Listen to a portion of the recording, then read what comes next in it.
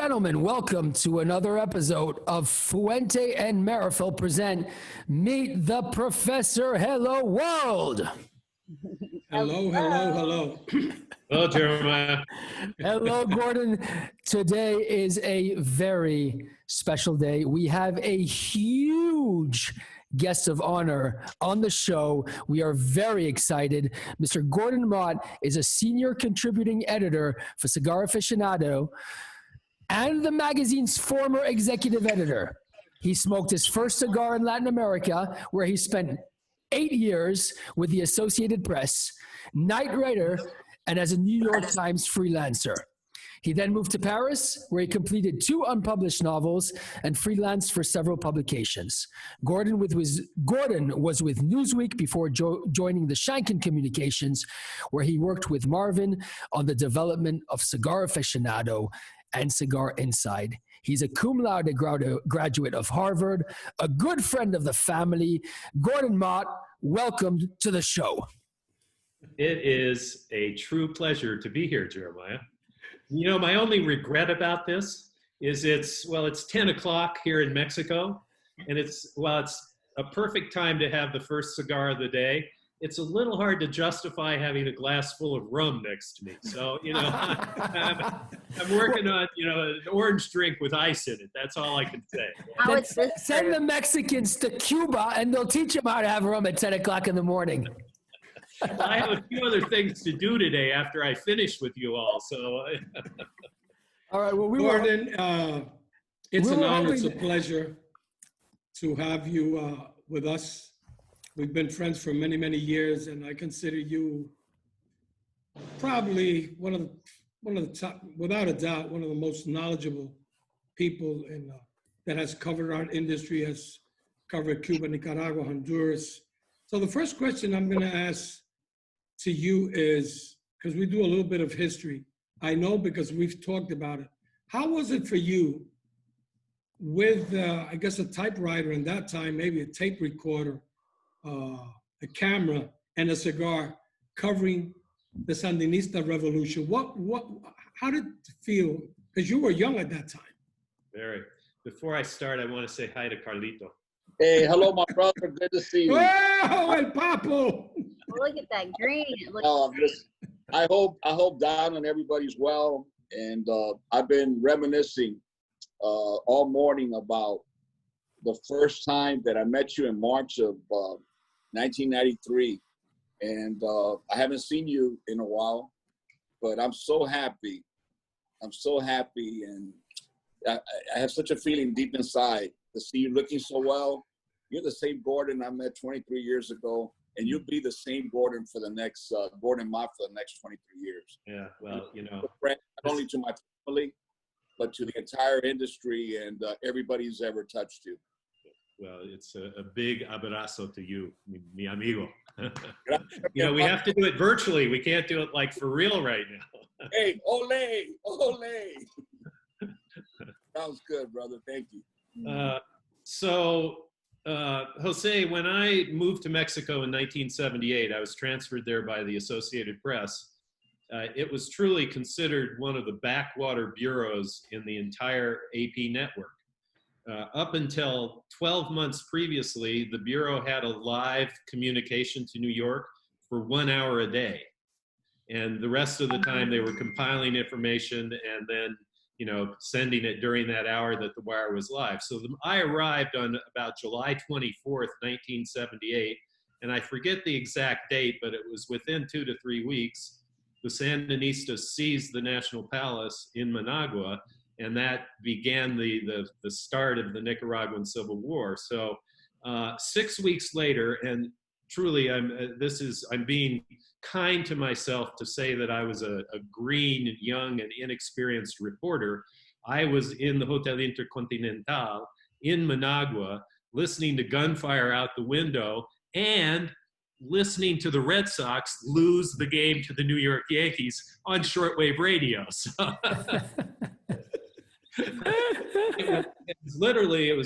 there certainly was not even a glimmer of CNN. It was a little shortwave radio that Lord knows where the broadcast was coming from.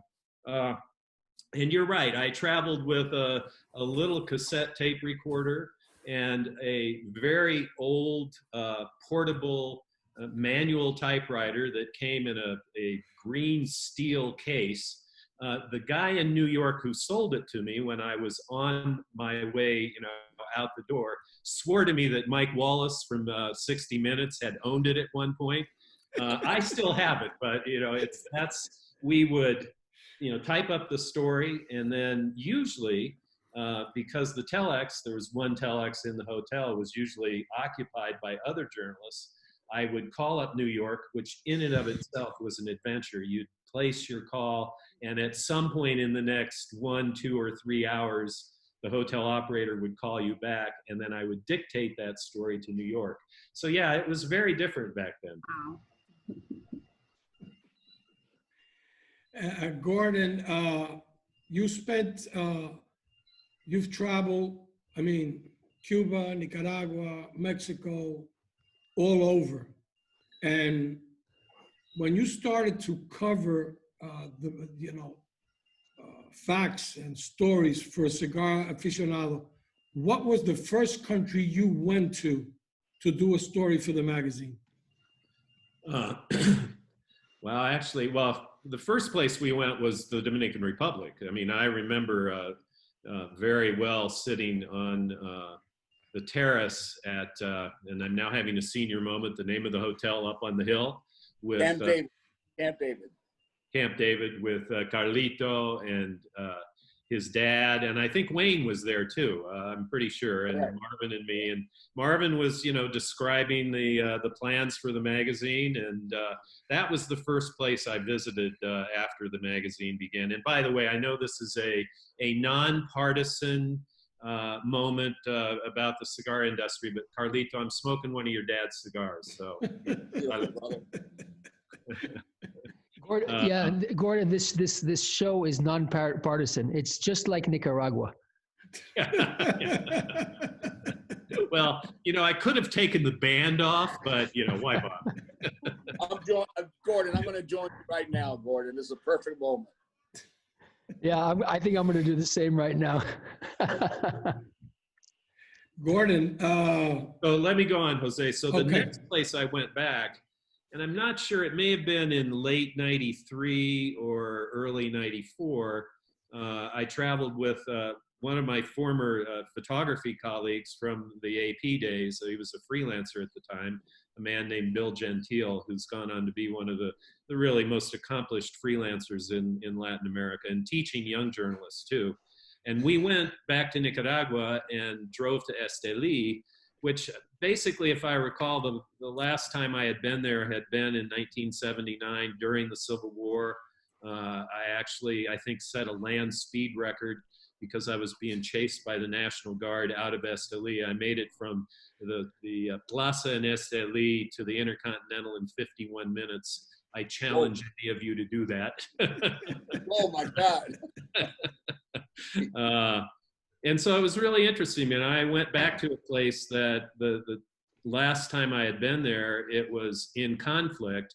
And even, 93 was very early in the development of the cigar industry in Esteli, but you could already begin to see the impact that it was having on that agricultural town. And today, I haven't been there in 3 or 4 years, and I know that the development has continued, but it is a boom town in the cigar business. It's just really incredible what's happened to that part of the world because of cigars. Without any doubt. Let me ask you this. So 1993, 92, Marvin, you guys get all together, put Cigar Aficionado. At any time that you have a doubt on the success of the magazine? The story's been repeated many times, but Marvin went to Cuba in the fall of 1991, basically fulfilling a lifelong dream to go there. He'd been a student at the University of Miami and had been part of the early Cuban culture in Miami, but had never been to Cuba. So he went in 1991 and did a story that was published in the Wine Spectator at the time. And as he tells it, on the plane back to the United States, he said to himself, I want a cigar magazine before I die. And so he came back, walked into my office, said, how would you like to work on a cigar magazine? I've said this publicly, so I can say it again. I thought he was having a bad day. It's like, really, a cigar magazine? What?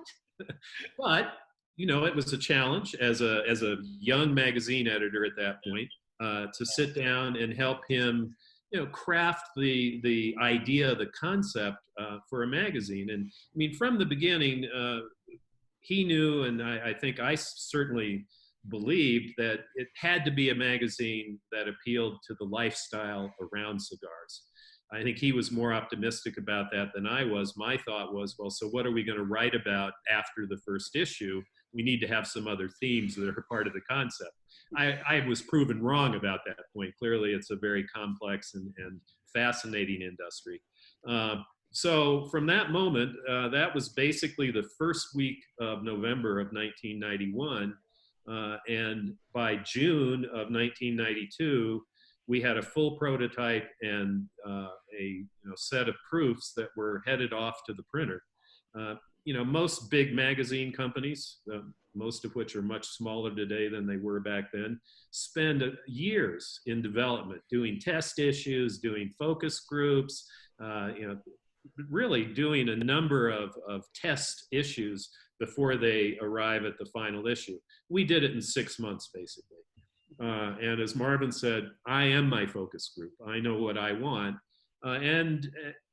He tells the story, and I'll tell it again, that at some point in those, I don't know, it was early on, probably in December of 91, he got all his senior executives into a room and allowed me to attend it, because I certainly wasn't a senior executive at that point, and went around the room asking people whether they thought it was a good idea or not. It was unanimous. Everybody thought it was a terrible idea.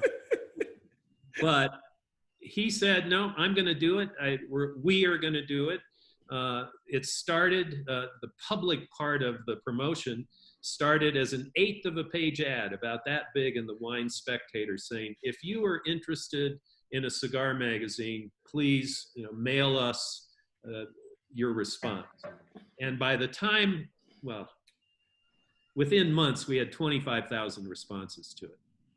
We printed 100,000 copies of the first issue, and basically it sold out. And by the end of the first year, we were on a trajectory to be one of the largest, what I would call single topic magazines out there. There are others that existed. There are similarities in golf, in yachting, in hunting, and things like that.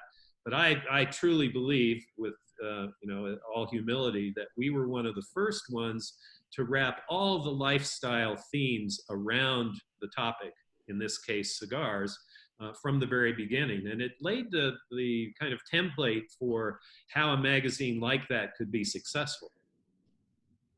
Interesting. Jeremiah? Well, I'm seeing a trend here.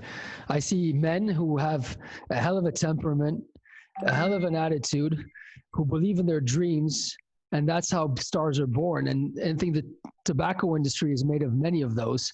The ones who survive, the ones who grow, and then the ones who stop having that disappear. So it's quite interesting to see the cigar aficionado being born out of the same ingredients as a lot of these tobacco families. I can see the fit. I can see why it's gone together. I can see why it's been such a success. Well, Jeremiah, I know that no one from the early days of 1992 of the magazine would probably admit it here on air, but I've talked to a number of them who said that the day we launched it, which was at the RTDA in Chicago in 1992, a lot of people turned to each other and said, be sure you get a copy, because it's the only issue you're ever going to see. And that was reasonable. It looked glossy. It looked like it had a really high production quality. And at that point, there was advertising in it, but the question was certainly legitimate to be asked, as whether or not that advertising and subscriptions could support a magazine for a long life. And here we are, 28 years later. Unbelievable. Yeah, unbelievable. I like to add something to that, and it's something like. I feel very strange. I'm gonna openly admit it. normally, I feel weird, you know, because Gordon's been interviewing me for almost 30 years. Now I see the professor asking Gordon my question. That feels to me like I'm in the wrong place. But this is your chance, Carlito. This is your chance. You know, I'm ready. You know, it's like every time Gordon, he wants to speak to me, I start shaking. I go, because I know that, listen, as far as professionalism, I mean, real journalism, I have the highest respect, not only for Gordon Mott, but the entire team of Cigar Aficionado. But a story that Mr. Marvin Shankin has asked me to share publicly before, because as Gordon said, we may have been one of the first cigar makers in the Dominican Republic that they visited or on the first trip. I never forget that evening at Camp David. I was trying to, like everything, younger, let's put it that way. You know, I wanted them, first of all, fall in love with them once you meet them. You know, these are just two cool guys, you know. Gordon asking all the questions and Marvin being so positive. I remember he had a pair of jeans and a t-shirt and just walking around and everything. And Gordon was very interested in all the little details, and Marvin was very interested to go back to the office for business. You know, I just wanted to keep walking and show them. And I remember that evening that they show us their portfolio, and Gordon showed me that beautiful photo, you know, the cover of the Wine Spectator. And Marvin said, I intend to do to the cigar industry, influence the cigar industry as I did the wine industry in California and so forth. And he explained us his history and what he did with Wine Spectator. And when he gave us, you know, the question, you know, the big one, what are your rates? And I look at that chart, and back then there was only like one magazine, Smoke Shop or Tobacconist, which was, you know, trade magazine, right. Very expensive. You know, consumers never saw it unless some retailer left it, you know, on his desk or something. And this is, you know, consumer publication. And I look at those rates and I go, oh my God, we can't afford this. You know, this is, you know, I'm embarrassed because I really like them, you know, and I want them to be successful, but I can't afford this. And, you know, we can't, my father and I remember we had I remember that big lobster. It was kind of dry, they overcooked it, but I remember everything we ate and drank. I mean, that was such a special moment. And coming down from Camp David is dark. In those days, Gordon, also, the Dominican Republic was not as developed as it is today. I know. So, you know, a winding road going down and everything, finally, you know, when my dad's going to drop me home, I dropped it. I said, Dad, did you see the rates? We can't afford that, Dad. I mean, how can we pay for them? We can't, you know, I feel really bad. I like them. And I wish them well and everything. He says, Carlito, don't worry. They will never get past their first issue. So, you know, you're absolutely right. You know, it's something that it was unheard of. It was something that it took a lot of intestinal fortitude, courage, and, you know, the big word with the B. But since I met Marvin, he's one, he says that when he wants something, you know, it happens. And we're just blessed that it did, because it changed all our lives. We probably wouldn't be here speaking about cigars now like this, the way we are, with so many consumers that, you know, interact with us.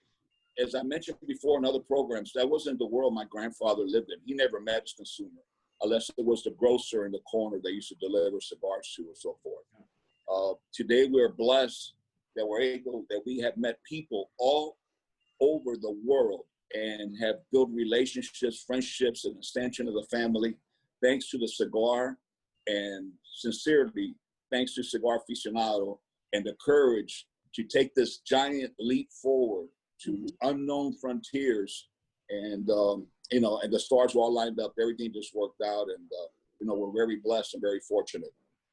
Carlito, I thank you for those kind words. I think that it's one of the great synergies in the world of publishing and between an industry, because the people that I've met in the cigar industry since 1992, many of whom have become really good friends, they're just fantastic people. There's a passion, there's a respect for their consumers. There's a desire to always be better, to do things better, and so that more and more people have access to this wonderful product that we all love. You and I and Jose and Jeremiah too, I mean, we've seen the arc of this industry go from that first RTDA that I went to in 1992, when, it was the industry was pretty depressed. People weren't very optimistic about their future at that point. And we went through the boom when there were so many people that came into the industry, most of whom have gone on to other things. The people who have stayed, and I think, Jeremiah, you said this earlier about, the passion that drives a lot of people in the industry. The ones who care about the product and who care about what they're doing with their tobacco, they've made great successes. And, it's a family. I've heard this said, I won't refer to any specific industries, but that this industry, even though you all compete, you all are fighting for shelf space in every retail shop in the United States and around the world, you still are friends. You like each other. You spend time together when you have your professional associations, and it's really special. I've enjoyed being part of it and being welcomed into it, and know that those people that I mentioned generically will always be my friends. That's absolutely right, Gordon. That is so true, Gordon. It is a beautiful industry, and there's so much respect, even though the competition is very difficult. There's so many great manufacturers and people who are so passionate about their profession and dedicated, but there's always a deep respect, and we all receive each other with hugs. And it's very unique, I think, in such a competitive world. Gordon, we have two people who would like to pay their respects and salute you. Cynthia Fuente, who writes, "What a delight to have you join us today. I'm so grateful for all our years together, and it's such a privilege to have your daughter Liz now being so involved in our industry, loving it as much as she does. My love to you, Donna and Liz. You look so good and happy in Mexico. Love, Cynthia Fuente." And of course, Liana, who says, "Hello, Gordon." Sending all of you much love from the Tampa office. Everybody's thinking about you. Everybody's watching you, and everybody's so proud to have you on the show today. We're so honored, Gordon. Yeah, well, it's an honor for me. So we share that. So Gordon, let me throw you the bomb. People think magazines, people think ratings, people think advertisement. Is there a link between all of this? I consider that a softball question because it's so easy for me to answer. It's one of the issues over the years that has been difficult because of the friendships that we have in the industry. And we, at the magazine, take those products that everyone in the industry makes, and then we assign a number to it and criticize it or praise it. But it's a very difficult thing to do, to then stand in front of somebody who feels as passionately about their product as Carlito does and says, "Why did you give me an 84-point rating?" So I've had to answer that question literally since the first issue. But have you been surprised? Have you been surprised at what you've been having to tell people? Well, let me tell you, the process is what I tell them. And unfortunately, and I think this has only gotten worse over the last 25 years, there's a lot of skepticism in the consumer market about any publication, whether it's television, magazine, newspaper. They have a hard time believing that real objective standards are imposed and then followed. But this is the way it works at the magazine. There has always been a full-time staffer whose only responsibility, they have some other things we make them do, but their primary responsibility is to go out into the marketplace, usually in New York, although as time passed, we were able to go around the country and get mail order and get stuff from overseas. That's their sole responsibility, to buy the cigars that we are going to taste in the magazine.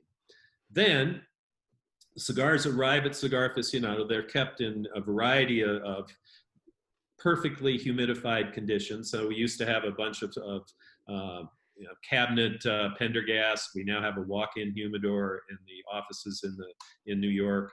And that person's responsibility, the tasting coordinator is the actual title, removes the band and replaces it with a numbered band that he keeps on a key, and he's the only one who has that key in the office. So when I kept a humidor on my desk. I believed, and I tried to do this, that I wanted to smoke every cigar for the taste test in the same place and with more or less the same conditions. As time went on, we had to limit our smoking in the office to the afternoon, which meant that if you had lunch could affect your palate, but that was when I smoked. I smoked in that same chair for 20 years. I'm sure that when we moved out of that office and they scraped the walls, there was, a layer of tobacco residue that was hard to get out. So I would take the numbered cigar out of the humidor, and people could say, well, you knew what you were smoking. I was fooled enough times early on where I thought I knew what I was smoking and discovered that I wasn't, that was just a step that I didn't take. I would look at the cigar, judge the quality of the wrapper, light it up, judge the quality of the smoking performance, as we called it, write tasting notes about what I was tasting, which is another topic we can deal with later on, and then an overall subjective score that in the end added up to 100 points. That tasting note would be filed with the tasting coordinator, and then at the end of the process, he would give me the key and show me all the results from that period. Early on, we had 3 months between issues. It became every 2 months, so we had about 8 weeks. I think I've forgotten now exactly how many were smoking in each issue. I could do the numbers, 60 or 70, I think is the normal number. And the score was the score. It's an average score. We always had at least 3 tasters, sometimes 4. So it is an average score. And I'll be honest, if a cigar really fell outside of its history, and after 20 years, we have a history on every cigar that's been made in that period, we might re-smoke it. Just, have 2 more people smoke it just to see how it turns out. But in the end, the score is the score. Now, if there's one thing, and Marvin is a very tolerant employer as long as you do your job and dedicate yourself to the job. But I've always known that there was one thing that could get me fired from the magazine, and that was to, in any way, alter the score, try and sell a score to someone. The wall between the two is as thick and high as is humanly possible when we all work in the same office. So, I mean, the advertising, the publisher, assistant publisher over the years, I mean, they always wanted to know what the scores were. We never told them. I said, look, this publication is how you reach cigar smokers. So the score of that person's cigar shouldn't affect whether they buy an ad or not. So church and state, it's as clear and clean in M. Shanken Communications as is possible. And if you think about it, and now we go back 40 years to when the Wine Spectator started, it is the foundation of the credibility of both publications. If there was any reality to people's suspicions or accusations that we were selling those ratings to the producers of either wine or cigars, the company would have disappeared a long time ago. The Cigar Aficionado definitely changed the landscape in the world for cigar consumption, premium cigar consumption. Pre-Cigar Aficionado, X number of cigars were being consumed in the world. Post-Cigar Aficionado, why? What was the effect of the Cigar Aficionado on that change? That truly Jeremiah, is the $64,000 question. I've pondered that for 25 years. I've never come up with a single answer that I think explains the phenomenon. I think that if there is one answer, it boils down to the idea that we helped create a true community for cigar smokers around the world. That we helped create a forum where they could come together to talk about cigars, to discuss it back and forth. And I think that's probably the best answer I can give to that question. I think there were some issues, some kind of cultural events or issues in the mid-90s that people were feeling a bit alienated from their societies, and that this was a way to either express themselves with cigar smokers or maybe have a bit of rebellion towards whatever was going on. But I think the idea is that we created a community. It's a small anecdote about the broader cigar market, but one of the things that surprised us very early on was how many women smokers there were. I mean, we went out figuring that 99% of our audience was going to be female, and that we never even suspected anything else. In that first year, I got as many letters from women as I did from men saying, "Thank you so much. You've made it possible for me to be a smoker in public." And I think that hint extends across the entire marketplace. And that's part of the reason we've been so successful. The cigar aficionado has built up superstars, very intelligent people, such as yourself, such as George Brightman, such as our dear friend that's now in the wine industry in Italy and in the Far East. Uh-huh. But you managed to stay. Why?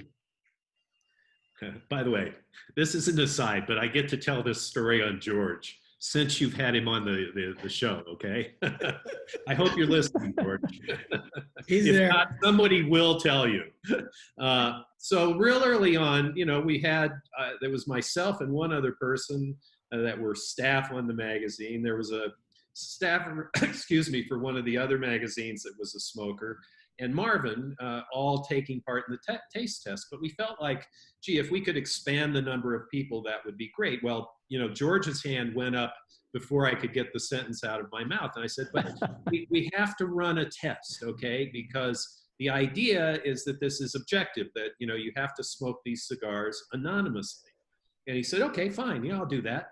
And so I put together the package, if I recall. Maybe it was the tasting coordinator. I shouldn't take that credit away from them.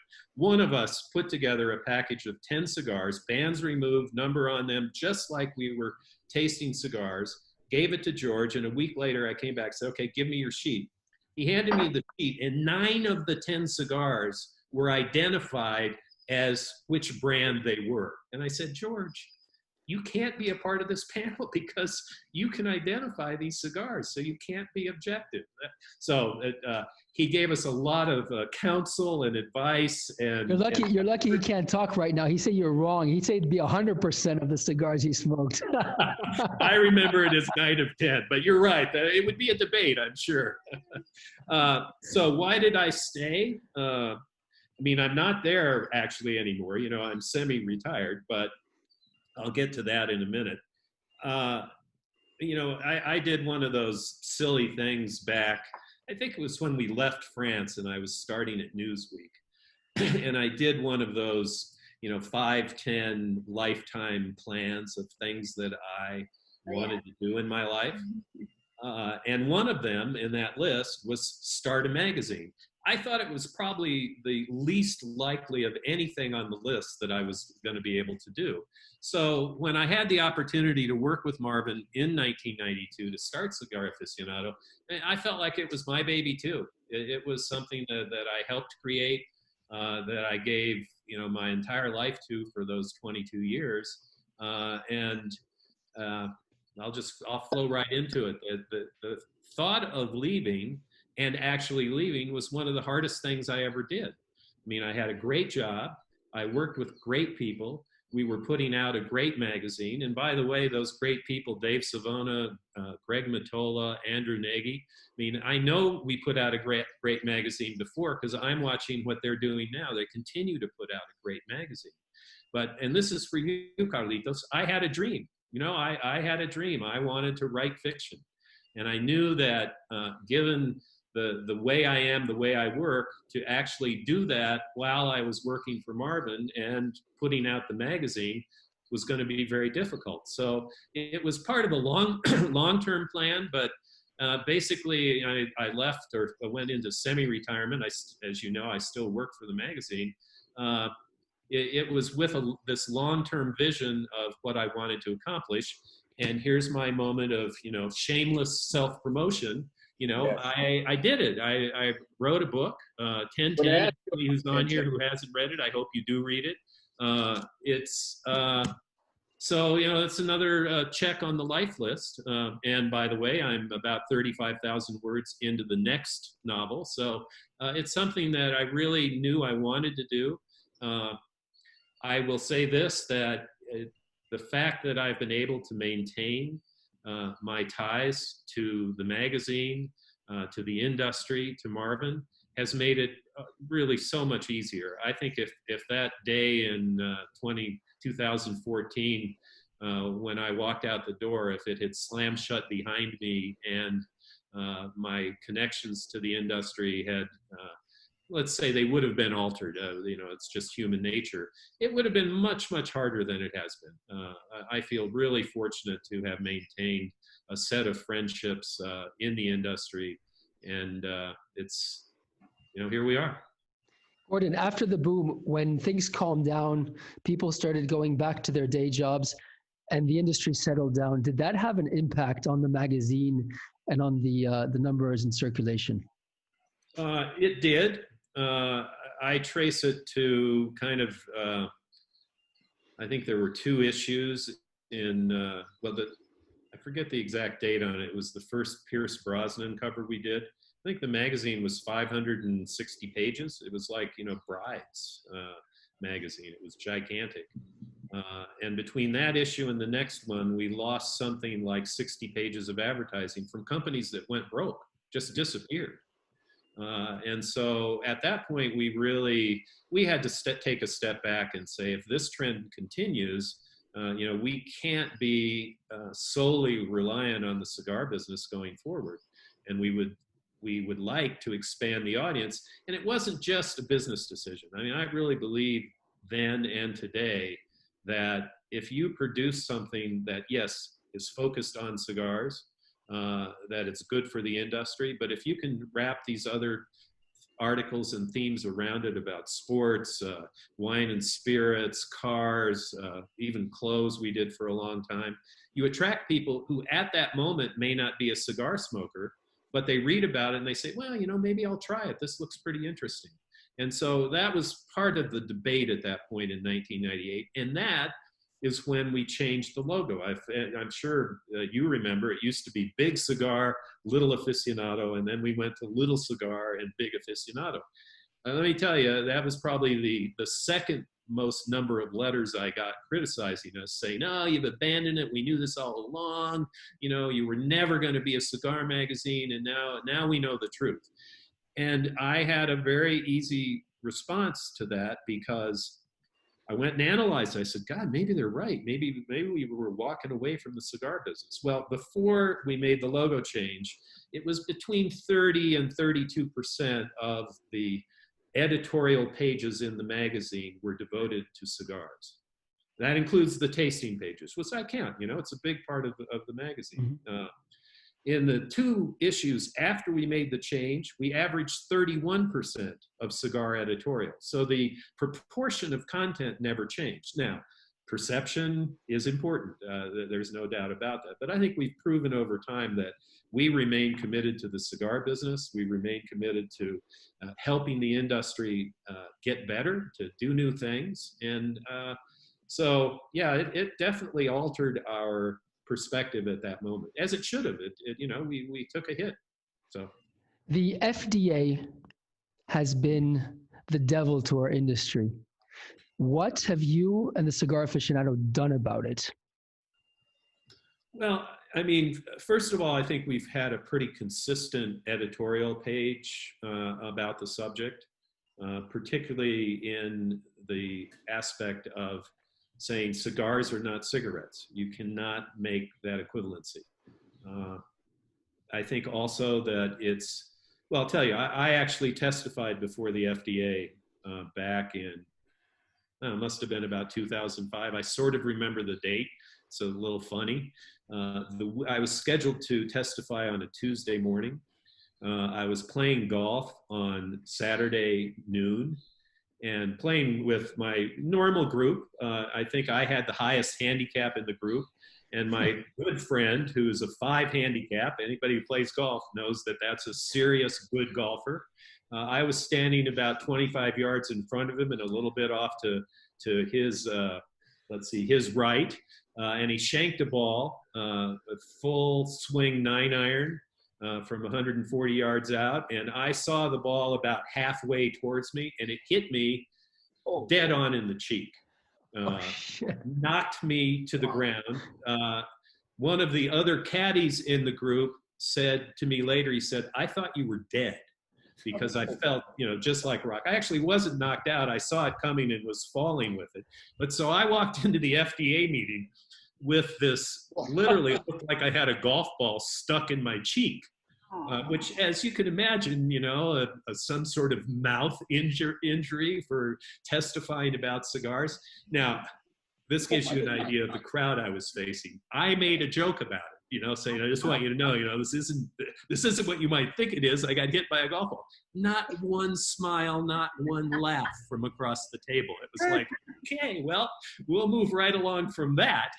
But so I testified that day, and one of the things that, I mean, if you look at the history of tobacco regulation, a lot of the initial efforts against cigarettes were that the big tobacco companies marketed to underage, to illegal smokers, that they were going after teenagers basically all along, knowing they wanted to keep replacing their smokers. And I was able to testify that when we started the magazine in 1992, the one piece of business research that Marvin did was to go out and say, well, how much advertising is there in the industry? How much are people spending? So he could get an idea of, the possibility of future revenue. Well, the amount he came up with at the time was $1 million. Most of that was General Cigar in the golf magazines. I think Altadas did some, and Carlito, you and your dad may have done a little bit too, but that was basically it. And the ads were all the same. It was a box and a brand name, and boom, that was it. So my point to the FDA was, this is not an industry that has gone after youth smokers. This is an adult product that is promoted as an adult product. And that the axiom in the industry, certainly in 1992, was that an American man smoked his first cigar when he was 40 years old. And that was the cigar he smoked the rest of his life. As we know, that's very different today. And we know there are a lot of 20 and 30-somethings that are smoking cigars. But so the fact that the FDA basically ignores that fact about cigars and about the cigar industry, I think tells you all you need to know. It's about something more than their fear that this is going to be a vehicle for inducing teenagers to smoke. Gordon, the cover of the magazine, I have a question for you. You have populated that cover with dozens, hundreds of the most famous people in the world. Yet, I'm not sure there's been more than one cigar family, one cigar producer that's ever featured the cover of the Cigar Aficionado. If I'm not mistaken, it was Carlito and his father. Right. Why? No hablo inglés. And for the audience out there, if I'm not mistaken, Carlito, you'll probably know this better than I, but the Carlito and Don Carlo Fuente and Gordon, please tell me if this is correct, is the only cigar family ever to feature the cover of the Cigar Aficionado. No, that's true, Jeremiah. I won't dodge the question. It's, it was a big decision to do it. It was a momentous moment in the history of that company. They are people that we've known throughout the history of the magazine. We know how important the family is to the industry and how admired and respected they are in the industry. Because I don't have to worry about covers anymore, I can't tell you that it's the last time that it's going to happen. There are other people who certainly deserve the cover. It's partly the ongoing desire to, remain as unbiased and nonpartisan as possible. If you think you're the only person in the cigar industry who has asked me that question, you would be wrong. So I know that it's an ongoing conversation that should be had. I hope I'm the only one who's asked it to you publicly in front of so many people. Yeah, well, it's it certainly is. The one thing I can say is it is a sign of respect to the family. It's not a sign of disrespect to anyone else. There are certainly people who deserve it. We've I think profiled a lot of the people in the industry inside the magazine. The cover is pretty special territory. It's I will say this, that if there's one thing I don't miss about the job of being in the chair 7 days a week, it's the search for a cover. It caused me more anxiety and more 3 a.m. wake-ups than any other aspect of the job. So I'm not sure Dave Savona really ever wants to speak to me again because, now it's his problem. But it's one of the, it's a serious, ongoing daily effort to be sure that the people we are putting on the cover are at least of interest to the general public, and hopefully, and it's harder and harder because most of the cigar smokers have been on the cover, if not once, sometimes more than once. So it's a challenge. Let's put it that way. And I have all the respect in the world for David and Marvin, who gets involved a lot too, because they know how hard it is, and I know how hard it is. Well, in my opinion, the Marvins and the Gordons, these guys should feature on the cover once in a while and get the back scenes into the up scenes. Professor. That's for sure. Gordon, in all the years we're at Cigar Aficionado, even though we know that the first issue is very important, if you were to take one issue and say, this is the issue that I enjoyed the most and I will remember till the day that I'm gone, which issue would it be? Well, that's, it's like asking a father to say which child he prefers the most. There are so many. I mean, on the wall in my office here, I have 3 covers that I think are 3 of the best we did. One is the Jack Nicholson cover from like 1994. The other is a Demi Moore cover from the late 90s. And there's a Tom Selleck cover on my wall too. I think that the things that I'm probably the proudest of are some of the issues we've done about Cuba. I know that they are controversial, but I feel like we have provided a window on that country that is outside of politics for the most part. Our editorial page has been very consistent about an editorial position, but it's through the prism of the cigar business. I won't deny that, but I happen to believe, as I have since 1980, when the first Mariel boat lift took place, when 250,000 Cubans fled the island, that the quickest way to bring about the kind of change we all would like to see there is to open up the doors. It's been 61 years since the revolution, and none of the more restrictive policies that we've used have accomplished any of the goals that we would like to see. And in the end, it's hurt the Cuban people. I'm proud of that. I think we have 3 or 4, maybe even 5 covers, some on travel, some very political. But to me, given the history and the genealogy of a lot of people in the cigar business, I know how sensitive the subject is. And I've sat across tables late into the night having this debate. So therefore, it makes me proud that we took the stand and that we continue to stand by that basic idea. Interesting, interesting.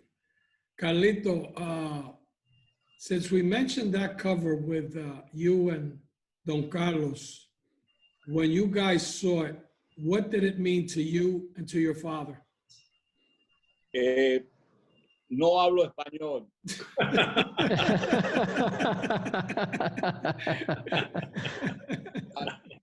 You know, this program is about sharing our emotions, our passions, and illustrating to the world that our industry is about heart and soul, and it's about people. Like I've always said, it's not about cigars, but about people. And I think Gordon indirectly mentioned that many times about relationships. I want to be totally honest with you. What happened to me? I was coming from some business trip or something. I don't know. There's so many.